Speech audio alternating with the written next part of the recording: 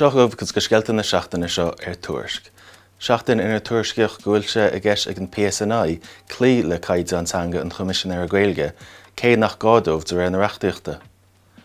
Agus ag labhairt ag cógáil in Ollscoil Ulla, thug an Coimisinéir Paul Dídlefis go nuirt an PSNI lena eifig gúil siad ag éire caide a chur a bhaim.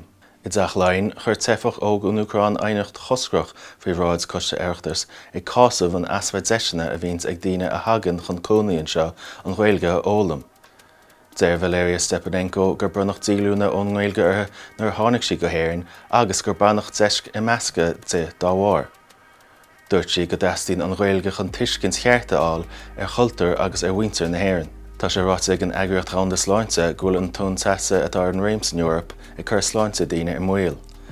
Tá foláirmh eisí ar fud na Eorpa agus é ráite gúil an teocht ag ardú ag ráta atá thart ar 2 uair níos tapa ná an meánráta damhanda.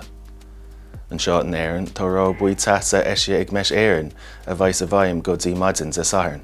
Le crú an pod Gaeilge an seachtain seo tá an feisir Eorpach Cynthia Nuorchu chun pléíonna ar shréimhse uachtarnachta 6 na hÉireann ar an Aontas Eorpach.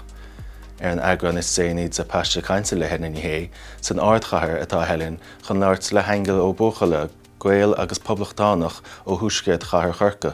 Bhí dar gnéidirlinn ar an pod sport chun súlacharbh chun cín ar chlí ceir ceannis chríomhhinseir pelle na hÉireann agus chun beag an cainte ina chomá ar chluise rún an ngáil. Tá díolinn chur an dam agan chomá agus deire ag teacht le bátaí na ngrúpaí. Tá na scéalta sin ar fad agus go leor eile Tuairisc.